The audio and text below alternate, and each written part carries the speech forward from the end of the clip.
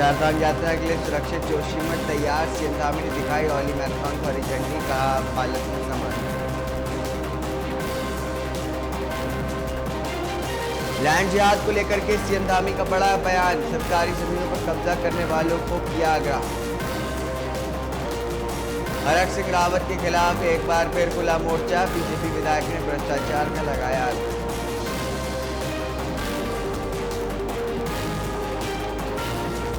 नशा मुक्ति केंद्र प्रशासन की बड़ी लापरवाही। खिड़की तोड़ करके 19 लड़के फरार, 4 पर आपराधिक मामले दर्ज। और धर्मनगरी में चोरों के हौसले हुए बुलंद। मेडिकल स्टोर से मोबाइल किया चोरी, दवाई लेने के बहाने आया था साथ।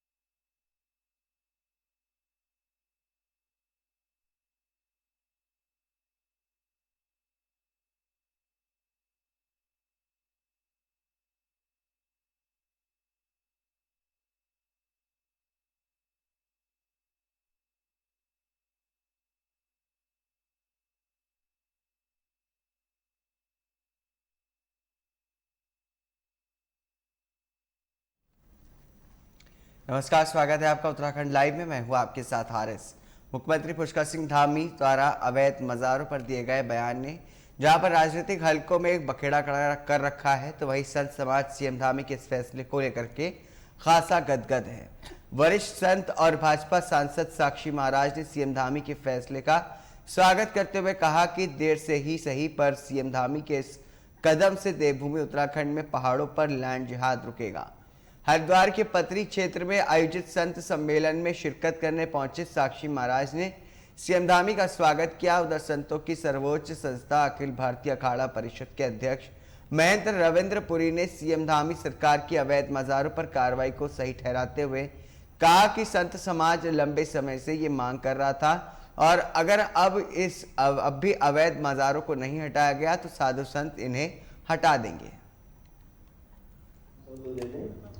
ने जो आदेश दिया है, निर्णय लिया है शासन के द्वारा, वो सराहनीय कदम है। भारत में कहीं भी अतिक्रमण किसी धर्म के द्वारा अगर होता है तो निंदनीय है। उत्तराखंड अपने आप में एक देवभूमि है और राष्ट्रीय जो पार्क है हमारा, वन विभाग का जो है, जीव जंतु जिसमें रहते हैं, वहाँ अगर कोई मंदिर या मजार या दूसरा कोई ढांचा खड़ा करता है तो उसको तत्काल वन विभाग को हटाना चाहिए। अगर उसमें कोई चीज़ ऐसी आ रही है सामाजिक विद्वेष फैलाने की या समाज में कोई भी विघटन होने की कार्रवाई, तो पुलिस को उस पर सख्ती से निपटना चाहिए।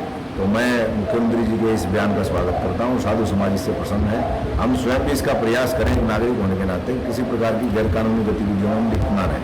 जी गुरु जी, इस तरह की मज़ारें हरिद्वार में भी हैं, क्या मांग? हरिद्वार में, क्योंकि हरिद्वार के 3 तरफ जो है जंगल है और जंगल में अगर ऐसी घटनाएं घट रही हैं तो आने वाले समय में, क्योंकि हरिद्वार एक ऐतिहासिक तीर्थ स्थल है, पूरी दुनिया से लोग हरिद्वार में आते हैं। पुराणों में कहा गया, सतयुग में पुष्कर, त्रेता में नैमिषारण्य, द्वापर में कुरुक्षेत्र हो, कलयुग में हरिद्वार प्रधान तीर्थ है।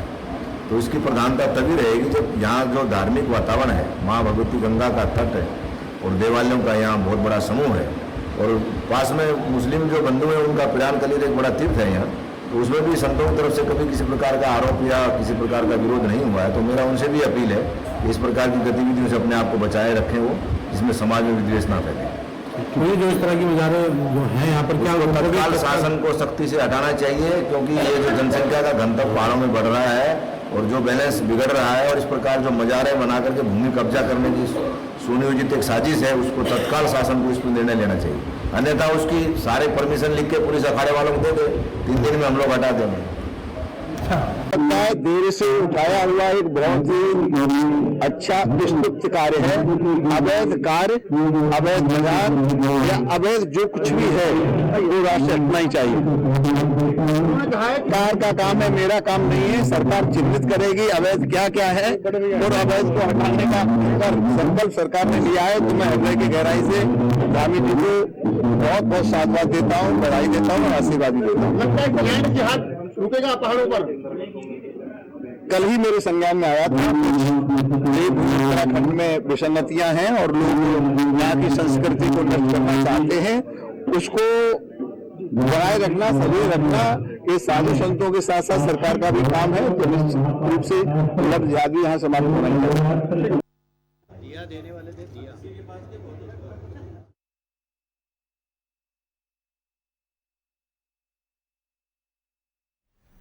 हरिद्वार बिशनपुरी कुंडी स्थित आदियोगी विद्यापीठ आश्रम में संत सम्मेलन का आयोजन किया गया, जिसका शुभारंभ संतों ने दीप प्रज्वलित करके किया। वहीं संत सम्मेलन में हरिद्वार के विद्वान संत और गणमान्य लोग मौजूद रहे। इस दौरान संतों ने अपने अपने विचार मंच के माध्यम से कहे। वहीं आचार्य बालकृष्ण ने कहा कि आदि योगी महाराज ने आश्रम में दिव्य 10 महाविधाओं के अनुष्ठान के माध्यम से दिव्य और भव्यता को बढ़ाया है और सनातन परंपरा एक बार फिर से स्थापना हो, यही सभी साधु संतों का लक्ष्य है। इस भव्य और दिव्य कार्यक्रम को आयोजित करने के लिए वे आदि योगी महाराज का धन्यवाद देते हैं। यह जंगल में मंगल है। यहाँ पर हमारे बहुत ही सम्माननीय हमारे श्रद्धेय आदि योगी जी महाराज ने एक दिव्य अनुष्ठान के साथ में 10 महाविद्याओं के अनुष्ठान के साथ में इस आश्रम की दिव्यता और भव्यता को और बढ़ाया है। इतने सारे पूज्य संतों का यहाँ पर आगमन और उनका आशीर्वचन आपको मिला है। तो हम सब मिलकर के सनातन की ओर प्रवृत्त हैं। उस सनातन की पुनर्स्थापना हम सबका लक्ष्य है, उसी के लिए यह अनुष्ठान है और इसके बहुत सुंदर आयोजन के लिए मेरी बहुत शुभकामनाएं हैं हमारे बहुत ही प्यारे भाई आदि योगी जी को। मोदी जी का उद्बोधन था 40,000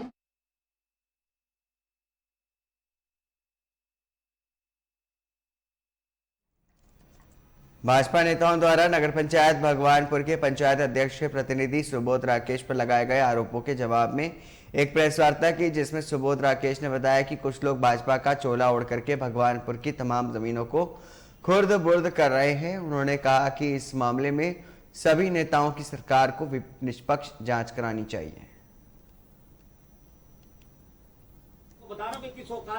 मैं ये कहना चाहता हूँ आप लोगों से कि सुबोध राकेश के खिलाफ बिना साक्ष्य के उन्होंने आरोप लगाया और इस तरह की बात वो लोग करते हैं जो बहुत घबरा जाते हैं या जिन लोगों का सिस्टम डोल जाता है। ऐसे लोग इस व्यवस्था को करने का काम करते हैं गलत तरीके से, बिना साक्ष्य के किसी पे आरोप लगाना। मैं आज आपके सामने आया, जो भी मैंने आरोप लगाया उसके साक्ष्य हम आपके सामने रख दिए और आपको ऑन रिकॉर्ड आपको हम वो दे रहे हैं। तो निश्चित रूप से मैं कहना चाहता हूँ मेरे साथियों कि ऐसे लोग मात्र अपने भले के लिए किसी स्तर पर भी गिर सकते हैं, मात्र उन्हें चाहिए अपना लाभ। और ये लाभ वो क्या चाहते हैं अभी मैं आपको बताना चाहता हूँ, बात बीच में रह गई। देवेंद्र अग्रवाल जो है वो अपने लड़के के माध्यम से नगर पंचायत की कुर्सी को कब्जाना चाहता है और जो बची खुची यहाँ की संपत्ति है नगर पंचायत सरकार की उसको खुद बुल करके बेचकर अपने घर में भरना चाहता है। मात्र ये लक्ष्य इन लोगों का है, ना किसी सरकार से मतलब, ना किसी नेता से मतलब सिर्फ अपने से है कि अपना घर कैसे भरे। तो मेरा मतलब कहने का ये है कि भ्रष्टाचार में डूबे पूरी तरह लोग हैं और ये साबित नहीं कर पाएंगे क्योंकि सुबोध राकेश इन चीजों से बहुत दूर है। भ्रष्टाचार के आसपास और भ्रष्टाचारियों के आसपास भी नहीं बैठता हूँ। साफ सभी का आदमी जनता का सच्चा सेवक हूँ और ये काम कर रहा हूँ, इसी के चलते बनाया जा रहा है। लेकिन मैं निश्चित रूप से कहना चाहता हूँ मेरे अंदर स्वर्गीय कल्याण राकेश जी और स्वर्गीय सुरेंद्र राकेश जी का खून है, दबने वाला नहीं हूँ, गलत तरीके से नहीं दबने वाला हूँ। सम्मान सबका करता हूँ, सम्मान सबका होगा, पूरी तरह होगा। लेकिन ये दबने की राजनीति अगर की जाएगी, दबाने की राजनीति अगर की जाएगी तो सुबोध राकेश इनके दबाव में नहीं आने वाला है, करता नहीं है, इसलिए मैं किसी के दबाव में नहीं आता। देखिए शामिल है इसमें आप लोगों के सामने चोर मंडली, देवेंद्र अग्रवाल इनका लीडर है जो पूरा बड़ा भूमाफिया है, अवैध कब्जेदारी है। उसके बाद उनका गुलाम है मास्टर सतपाल जो बीडीसी मेंबर, वार्ड मेंबर, जब ये पंचायत हुआ करती थी वार्ड मेंबर से लेके बीडीसी, जिला पंचायत, नगर पंचायत अध्यक्ष और विधायक सारे चुनाव आ चुका है और बड़े मार्जिन से आ चुका है। ऐसा गुलाम वो इसमें शामिल है। और एक मौत का सौदागर जिसने अपने घर में मौत की दवाइयाँ, नकली दवाइयाँ का जो फैक्ट्री लगा रखी थी उसका मामला है अमन त्यागी, और एक दूसरा इनका गुलाम है राजकुमार कसाना, जो यहाँ पर समिति मंडी समिति का अध्यक्ष भी बनाया हुआ है। तो ये लोग हैं इसमें, और इसको जो भी संरक्षण दे रहे हैं वो बहुत जल्दी आपके लोगों के सामने आएगा। व्यवस्था निश्चित रूप से आएगी कि इन लोगों को इस गलत काम में कौन संरक्षण आगे से ऊपर से कौन नेता दे रहा है, ये व्यवस्था भी बहुत जल्द आप लोग।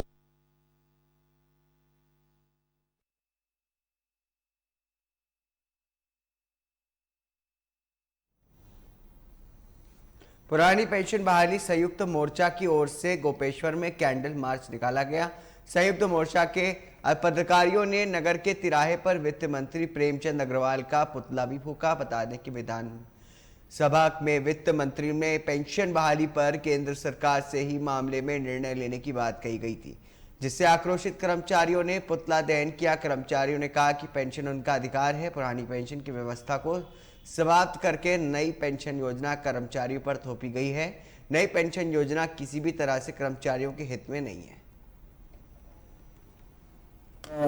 मंदिर प्रांगण से बस स्टैंड गोपेश्वर तक कैंडल मार्च का कार्यक्रम किया गया, जिसमें सभी शिक्षक, कर्मचारी, अधिकारी वर्ग सम्मिलित रहा और अधिक से अधिक संख्या में महिला शिक्षक, कर्मचारी जो महिला हैं उनके द्वारा प्रतिभाग किया गया। और जो ये कार्यक्रम रहा आज का बहुत सफल कार्यक्रम रहा। उसके बाद कैंडल मार्च जो है गोपीनाथ प्रांगण से प्रारंभ हुआ और उसके बाद बस स्टैंड गोपेश्वर जाके हमारे द्वारा प्रेमचंद अग्रवाल जो वित्त मंत्री उत्तराखंड के हैं उनका पुतला फूंका गया, पुतला उनका जलाया गया वहाँ पे। उसके बाद जो है कार्यक्रम समापन किया गया। इस कार्यक्रम की शुरुआत गोपीनाथ प्रांगण से हुई, जिसमें हमारे द्वारा सर्वप्रथम हमारे जिला अध्यक्ष जो श्री PS पासवान जी हैं, उनके भतीजे की आकस्मिक मृत्यु एक किसी दुर्घटना में, सड़क दुर्घटना में होने के कारण सर्वप्रथम हमने उनको उस दिवंगत आत्मा को एक कैंडल जला करके उनको समर्पित किया। उसके बाद हमारा कार्यक्रम गोपीनाथ प्रांगण से शुरू होकर के बस स्टैंड तक समाप्त हुआ, जिसमें तमाम जितने भी शिक्षक, कर्मचारी, अधिकारी साथी थे उन सभी का मैं तहे दिल से हार्दिक आभार व्यक्त करता हूं। और विशेषतः मातृशक्ति का जिनका उत्साह देखने लायक था आज का, उनका मैं विशेष आभार व्यक्त करता हूं। आप सभी इस कार्यक्रम में सम्मिलित हुए, आप सभी शिक्षक, अधिकारी, कर्मचारी साथियों का हार्दिक दिल से धन्यवाद। पुरानी पेंशन बहाली के लिए गोपेश्वर में मिसाल जुलूस निकाला गया, कैंडल मार्च निकाला गया और इसके माध्यम से हम सरकार से निवेदन करते हैं कि उत्तराखंड में सरकार शीघ्र से शीघ्र पुरानी पेंशन बहाल करे। वित्त मंत्री श्री प्रेमचंद अग्रवाल जी द्वारा जो बयान दिया गया पुरानी पेंशन बहाली के विरोध में, हम उसकी निंदा करते हैं और मिसाल जुलूस के माध्यम से हम सरकार को अवगत कराना चाहते हैं सरकार शीघ्र से शीघ्र पुरानी पेंशन बहाल करे, अन्यथा सरकार को कर्मचारियों के रोष का सामना करना पड़ सकता है। नमस्कार साथियों, राष्ट्रीय पुरानी पेंशन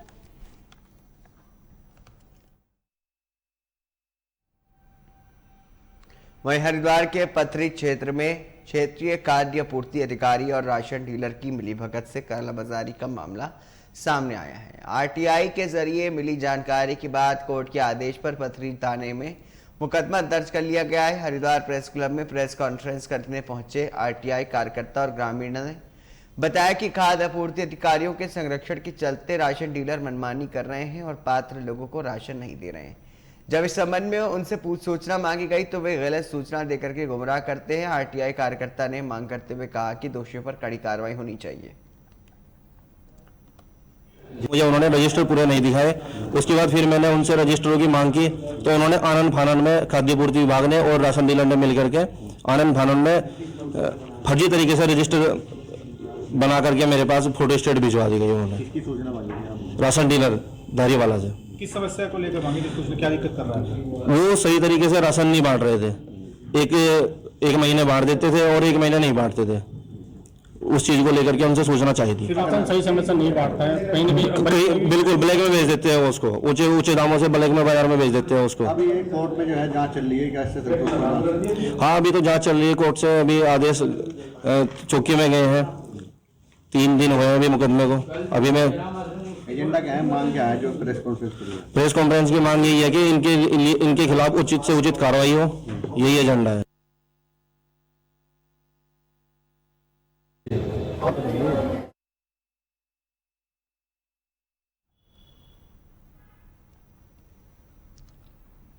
उधर प्रदेश के मुख्यमंत्री पुष्कर सिंह धामी ने कैबिनेट मंत्री सतपाल महाराज के विधानसभा क्षेत्र चौबट्टा खाल को 129 करोड़ 11 लाख 74 हजार की विभिन्न विकास योजनाओं की सौगात दी। कार्यक्रम के दौरान महाराज ने उनसे लैंसडाउन का नाम बदल करके जनरल बिपिन रावत नगर किए जाने का भी आग्रह किया है, जिसे उन्होंने सहस्त्र स्वीकार भी किया है।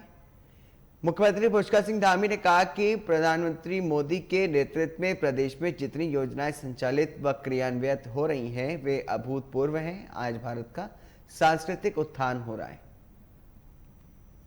बेटे बेटियों का साथ, अगर एक गरीब माता पिता के पास जो दूध बेचकर अपने बेटे को पढ़ाते हैं, जो अपनी सब्जी बेचकर अपने बेटे को आगे भेजते हैं, छोटी सी जमीन पर कुछ फल लगाकर कुछ खेती लगाकर उसकी फीस भरते हैं, उसके कपड़ों का इंतजाम करते हैं, अगर उनके पास कोई पूंजी है, कोई धन है, तो वो उनकी शिक्षा है।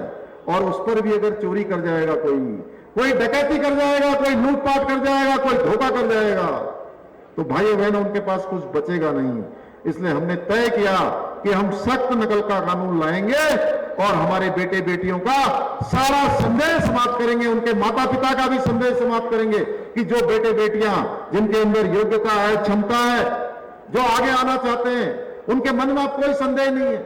इसके बाद 3 परीक्षाएं आयोजित हो गई और तीनों की तीनों परीक्षाओं में 3 लाख से भी ज्यादा हमारे बेटे बेटियों ने, हमारे भाई बहनों ने इन परीक्षाओं में भाग लिया है।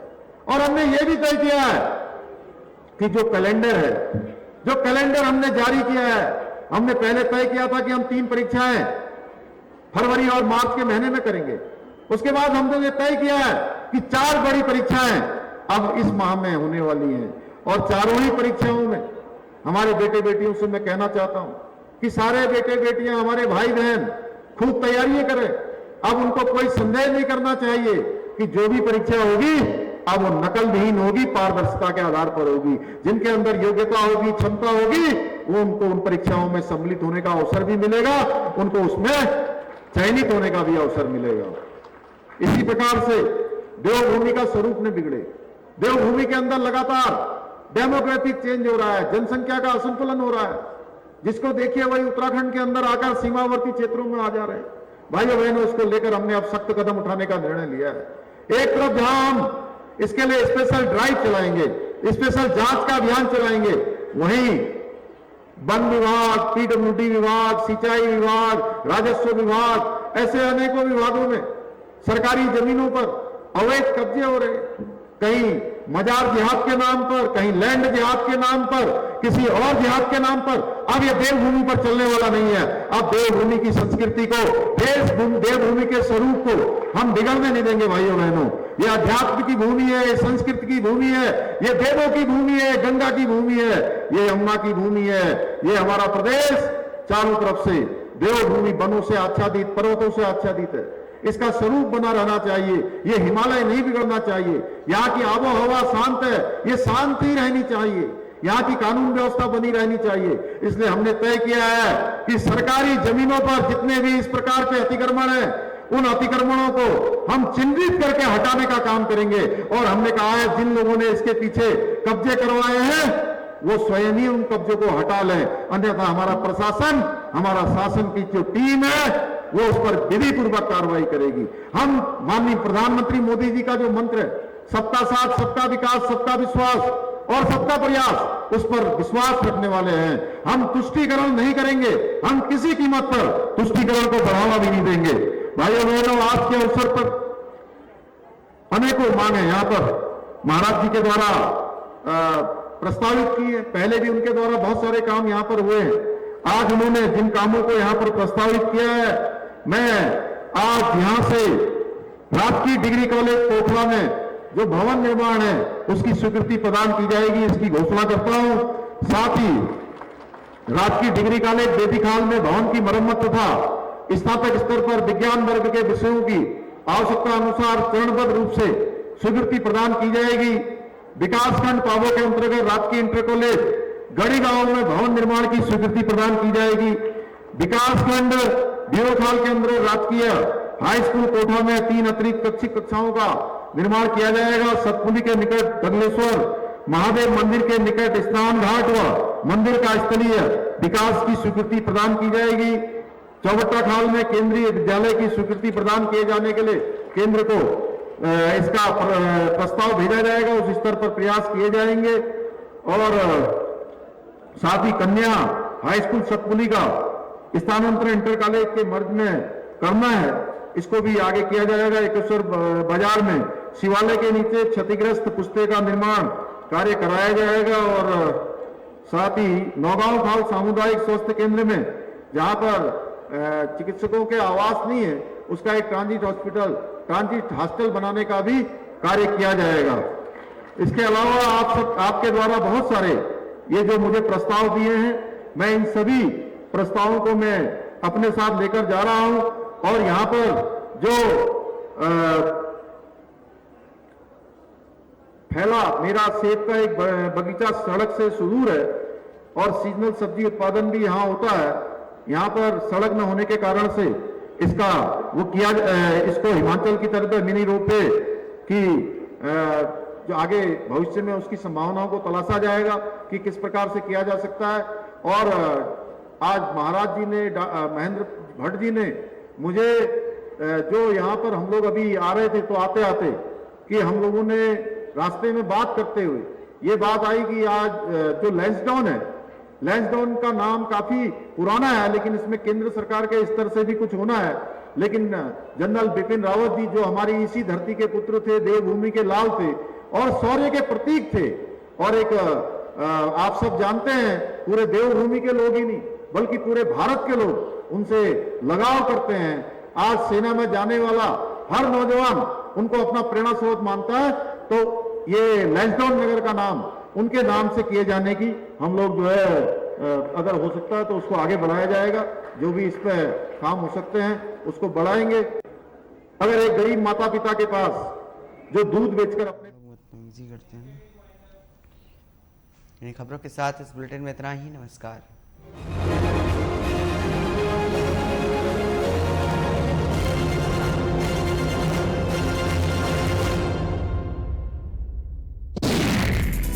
बॉलीवुड की हर खबर, फिल्मी सितारों का सफर,